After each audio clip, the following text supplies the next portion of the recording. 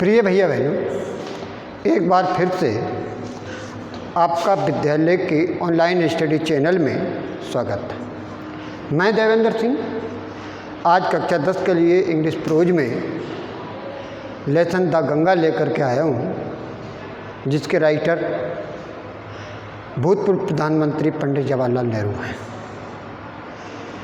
ये लेसन नेहरू जी की अंतिम वसीयत से लिया गया है और इस लेसन में नेहरू जी अपनी अंतिम इच्छा व्यक्त करते हैं, अपने देश के लोगों के प्रति, अपने साथियों और सहकर्मियों के प्रति अपनी कृतज्ञता व्यक्त करते हैं। जो स्नेह और जो प्रेम उनको अपने देशवासियों से मिला है, उसके लिए कृतज्ञता व्यक्त करते हैं। अपने साथियों और सहकर्मियों के लिए जो उनके महान कार्यों में सहकर्मी रहे हैं, साथ मिलकर के काम किया है, उनके लिए कृतज्ञता व्यक्त करते हैं। वो चाहते हैं कि मृत्यु के उपरांत उनके मृत शरीर को दाह संस्कार के द्वारा अंतिम संस्कार किया जाए, अर्थात अपने शरीर को वो चाहते हैं कि उसे जला दिया जाना चाहिए मृत्यु के बाद। वो ये भी चाहते हैं कि मृत्यु के उपरांत उनकी अस्थि भस्म को भारत लाया जाए और उस अस्थि भस्म में से एक मुट्ठी अस्थि भस्म इलाहाबाद में गंगा में प्रवाहित कर देनी चाहिए, ताकि वो गंगा के जल में बह करके उस महासागर तक पहुंच जाएं और उस सागर में मिल जाएं जो भारत के चरणों को धोता है। और साथ ही बाकी जो मुख्य भाग बचा हुआ उसके अस्थि भस्म का है, उसको एक हवाई जहाज़ में रख कर के ऊपर ले जाया जाए और उसे उन खेतों के ऊपर से बखेर दिया जाए, ताकि वो अस्थि भस्म खेतों की मिट्टी में मिल जाए जहाँ भारत के किसान कठिन परिश्रम करते हैं। ये अंतिम इच्छा और अंतिम वसीयतनामा नेहरू जी का था जो उन्होंने लिखा था। और अब लेसन स्टार्ट करते हैं। Paragraph number 1। I have received so much love and affection from the Indian people that nothing that I to do can repay even a small fraction of it, and indeed there can be no repayment of so precious thing as affection. Nehru ji कहते हैं कि मुझे इतना अधिक प्रेम और सम्मान, प्रेम और स्नेह भारत के लोगों से मिला है कि मेरे पास कुछ भी नहीं है कि मैं उसका एक हिस्सा भी बदले में दे सकूं। और वास्तव में स्नेह जैसी, प्रेम जैसी बहुमूल्य वस्तु का कोई भुगतान हो भी नहीं सकता, कोई कीमत हो भी नहीं सकती है। Many have been admired, some have been revered, but the affection of all classes of the Indian people has come to me in such abundant measure that I have been overwhelmed by it. बहुत सारे लोगों की प्रशंसा की गई है, कुछ लोगों को पुरस्कृत भी किया गया है, लेकिन भारत के सभी वर्गों के लोगों का अफेक्शन, स्नेह मुझे मिला है और इतनी प्रचुर मात्रा में मिला है कि मैं उससे अभिभूत हो गया हूँ, अत्यधिक भावुक हो गया हूँ। I can only express the hope that in the remaining years I may live, I shall not be unworthy of my people of their affection. मैं केवल एक आशा व्यक्त कर सकता हूँ उन बाकी के सालों में जिनमें मैं जिंदा रहने वाला हूँ, जिंदा रहूँगा, कि मैं अपने देश के लोगों के प्रति और उनके स्नेह के प्रति कभी अयोग्य नहीं होऊंगा। अनवर्दी का मतलब अयोग्य होना। To my innumerable comrades and colleagues, मेरे असंख्य साथी और सहकर्मियों के लिए I owe an even deeper depth of gratitude, मैं जो मेरे साथी और सहकर्मी हैं असंख्यों की तादाद में उनके प्रति और भी अधिक गहरे कृतज्ञता रखता हूँ। We have been joint partner in great undertakings and have shared the triumph and sorrows which inevitably accompany them. हम महान कार्यों के में सहकर्मी रहे हैं, साझीदार रहे हैं और उसकी विजय और उसके दुखों को हमने बांटा है, जो कि अनिवार्य रूप से वो हमारे उनके साथ रहे। When I die, I should like my body to be cremated। Nehru ji कहते हैं कि जब मैं मरूं तो मैं चाहूँगा, मैं पसंद करूँगा कि मेरे मृत शरीर को जला दिया जाना चाहिए, उसका दाह संस्कार कर दिया जाना चाहिए। If I died in foreign country, my body should be cremated there and my ashes sent to Allahabad. अगर मेरी मृत्यु किसी विदेश में हो तो मेरे शरीर को वहीं पर जला दिया जाना चाहिए और मेरी जो अस्थि भस्म है उसको इलाहाबाद भेज दिया जाना चाहिए। A small handful of these ashes should be thrown in the Ganga and the major portion of them disposed of in the manner indicated below।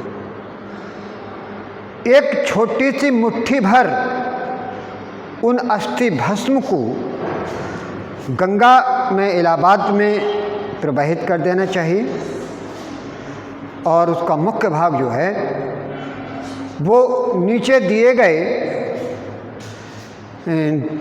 निर्देशों के मुताबिक उनको खर्च किया जाना चाहिए, संकेतों के मुताबिक उनको खर्च किया जाना चाहिए। No part of these ashes should be retained और प्रिजर्व्ड। और इन एसिस का, इन अस्थि भस्मों का कोई भी भाग बचा करके सुरक्षित नहीं रखना है। My desire to have a handful of my ashes thrown in the Ganga at Allahabad has no religious साइनिफिकेंस।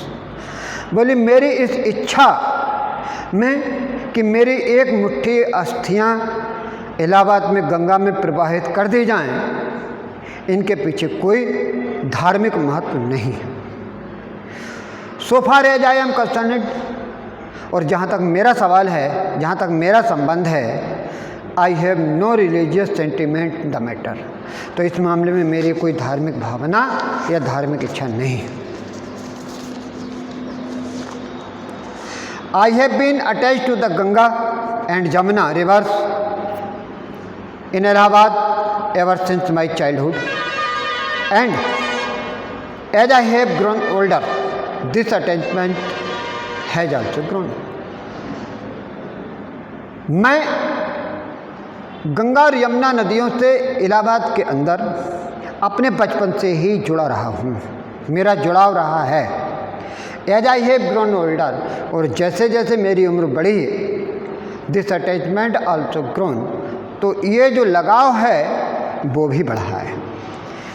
I have watched their varying moods as the season change and have often thought of the history and myth and tradition and song and story that have become attached to them through the long ages and become part of their flowing water.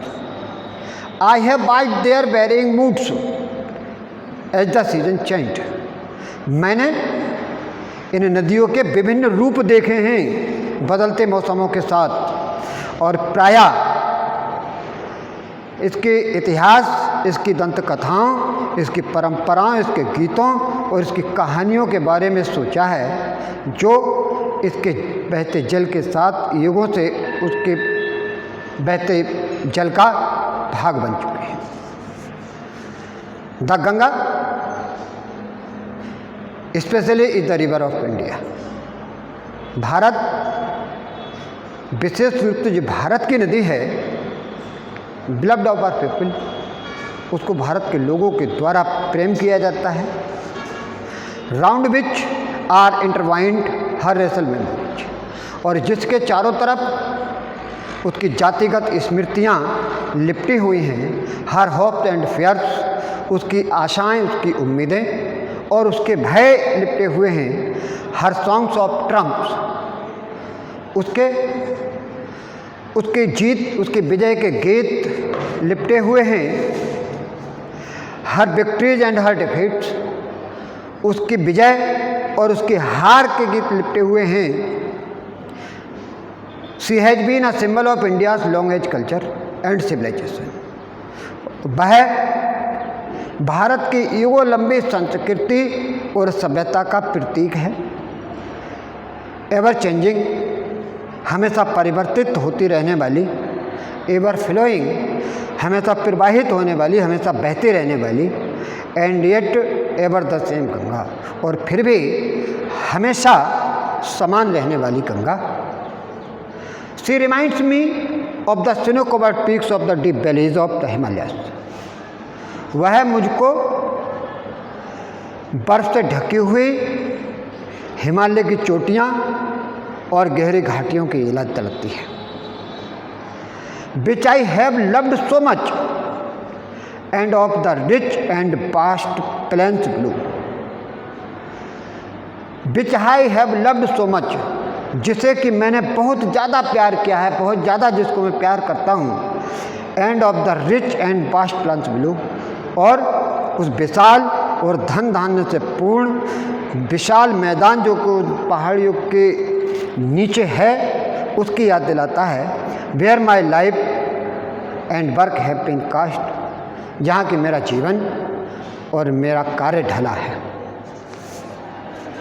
Smiling and dancing in the morning sunlight, मुस्कुराती हुई और नृत्य करती हुई सी सुबह की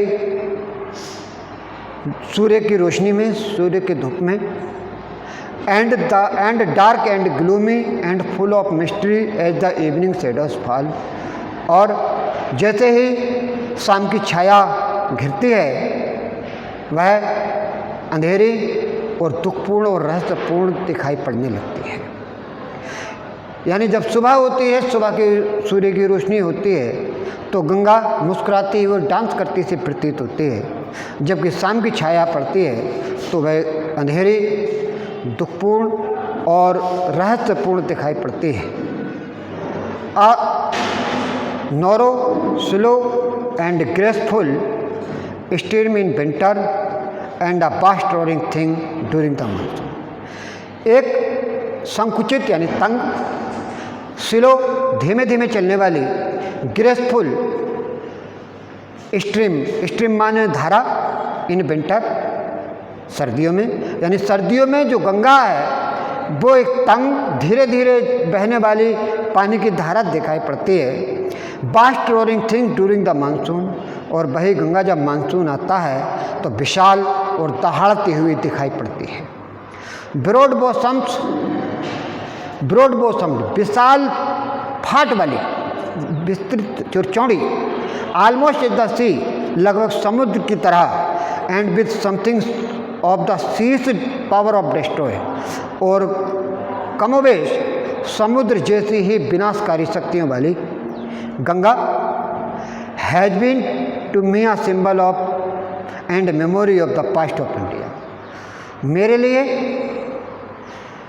भारत के अतीत का प्रतीक और उसकी स्मृति है।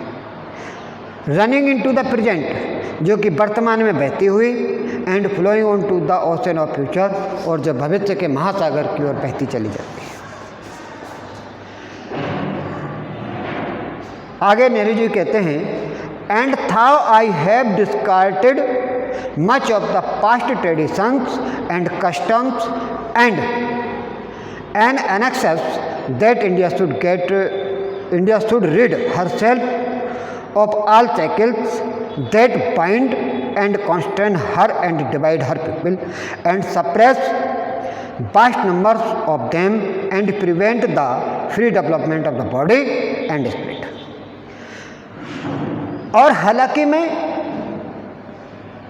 अधिकांश प्राचीन जो परंपराएं हैं, जो ट्रेडिशंस हैं, उनका मैं त्याग कर चुका हूँ, रीति रिवाजों का त्याग कर चुका हूँ, और इच्छुक हूँ कि भारत को उन सभी बेड़ियों से, उन सभी जंजीरों से अपने आप को मुक्त करा लेना चाहिए जो उसको बंधित करती है, उसके लोगों को डिवाइड करती है, बांटती है और एक बड़ी संख्या में उनके जो स्वतंत्र विकास है शारीरिक और मानसिक, उसको दबाती है। How I seek all this yet, I do not wish to cut myself off from that past completely. हालांकि मैं ये सब चाहता हूँ, लेकिन फिर भी मैं अपने आप को भारत के अतीत से पूरी तरह काटना नहीं चाहता, पूरी तरह से अलग करना नहीं चाहता। I am proud of that inheritance that has been and is ours, and I am conscious that I too, like our us, am a link in the unbroken chain which goes back to the dawn of history in the immemorial past of India. I am proud of that inheritance. मुझे उस महान विरासत पर गर्व है जो कि हमारी रही है, हमारी है। एंड आई एम कॉन्शियस, और मैं बिल्कुल भिज्ञ हूँ दैट आई टू, कि मैं भी लाइक ऑल ऑफ अस, हम सब की तरह से am a link in unbroken chain, उस अटूट श्रृंखला की एक कड़ी हूँ which goes to back to the dawn of history, जो कि इतिहास के उदय तक जाती है, in the immemorial past of India, Bharat के अविस्मरणीय अतीत में। That chain I would not break, और मैं उस चेन को नहीं तोड़ूंगा, उस श्रृंखला को नहीं तोड़ूंगा। For I treasure it and seek, क्योंकि मैं इसको संरक्षित रखता हूँ और इससे प्रेरणा प्राप्त करता हूँ। For I treasure and seek inspiration from it, मैं इसको सुरक्षित रखता हूँ और इससे प्रेरणा प्राप्त करता हूँ। And as witness of this desire of mine and my last homage to India's cultural inheritance, I am making this request that a handful of my ashes should be thrown into the Ganga at Allahabad to be carried to the great ocean that passes India's shores. That chain I would not break. उस चैन को, श्रृंखला को मैं नहीं तोड़ूंगा। For I treasure it, क्योंकि मैं इसको सुरक्षित रखता हूँ और प्रेरणा प्राप्त करता हूँ इससे। And as a witness of this desire of mine, और अपनी इस इच्छा के साक्ष्य के तौर पर। And as my last homage to India's cultural inheritance, और भारत की सांस्कृतिक विरासत के लिए एक अंतिम श्रद्धांजलि के रूप में I am making this request, मैं ये प्रार्थना कर रहा हूँ that a handful of my ashes should be thrown into the Ganga at Allahabad, कि एक मुट्ठी भर अस्थि बस इलाहाबाद के अंदर गंगा में प्रवाहित कर दी जाएं। To be carried to the great ocean, महासागर की में ले जाए जाने के लिए, दैट बासिस इंडिया सोर्स, जो कि भारत के तटों को धोता है। The major portion of my ashes should be however be disposed of otherwise, बाकी के बचे हुए मुख्य भाग जो उसके अस्थि भस्म का था, उनको खर्च करने के लिए नेहरू इंडिकेशन देते हैं, संकेत देते हैं कि इन संकेतों के आधार पर बाकी बचे हुए अस्थि भस्मों को खर्च किया जाना चाहिए। I want these two be carried high up into the air in an aeroplane and scattered from that height over the fields where the peasants of India toiled।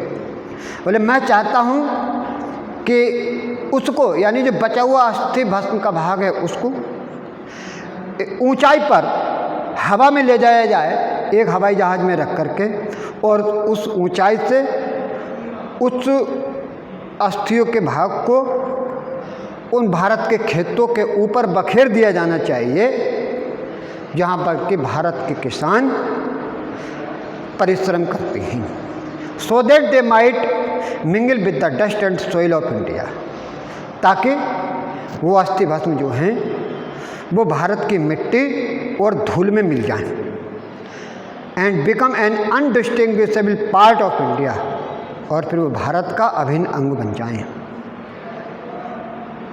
I have written this will and testament, मैंने ये वसीयतनामा लिख दिया है in New Delhi on 21 day of June, 21 जून को नई दिल्ली में, इन द ईयर ऑफ 1954, 1954 ईस्वी को, अर्थात नेहरू जी के द्वारा ये वसीयत 21 जून 1954 को नई दिल्ली में लिखी गई।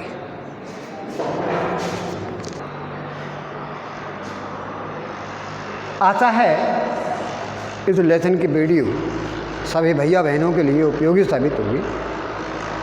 लिखित कार्य PDF के द्वारा आपको उपलब्ध करा दिया जाएगा। सभी भैया बहनों से आग्रह है कि अनिवार्य रूप से हमारे YouTube चैनल को, जो ऑनलाइन स्टडी चैनल है विद्यालय का, उसको अनिवार्य रूप से सब्सक्राइब कर लें, बेल आइकन का बटन दबाएं और ज़्यादा से ज़्यादा वीडियो को शेयर करें ताकि अधिकतम भैया बहनों के पास तक ये पहुंच सके और वीडियो को उनका लाभ मिल सके। देखने के लिए धन्यवाद।